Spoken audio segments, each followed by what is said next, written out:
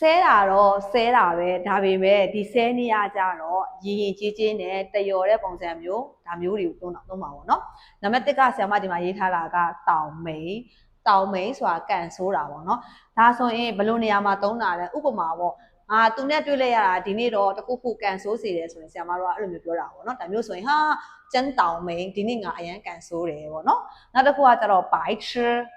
痴ကကြတော့လက်ပေါ့နော်တယ်ပေါ့နော်ဒါမျိုးဆိုသုံးတယ်နောက်တစ်ခုကကြတော့ကျူးနောင်ကျူးဆိုတာဝက်ပေါ့နော်နောင်ဆိုတာအုံနောက်ဒါပေမဲ့မြန်မာလိုဆိုရင်ဝက်အုံနောက်လို့မပြောဘူးပစုံအုံနောက်ပေါ့နော်ဥပမာပေါ့ကိုကစာတင်နေတာမှတ်ဉာဏ်မကောင်းဘူးဆိုရင်ငါအုံနောက်ကလေကျူးနောင်ဒါမျိုးပြောတာဒါဆိုရင်နေရှိကျူးနောင်မှာနေကဝက်အုံနောက်လားပေါ့ဒါမျိုးဆိုရင်တော့ပစုံအုံနောက်လို့ပြောရတာပေါ့နော်နောက်တစ်ခုကတော့အရန်အသုံးများတဲ့စက်တစ်ခုပေါ့နော်ဘာမျိုးလဲဆိုတော့ယိုပင့်ပေါ့ယိုပင့်က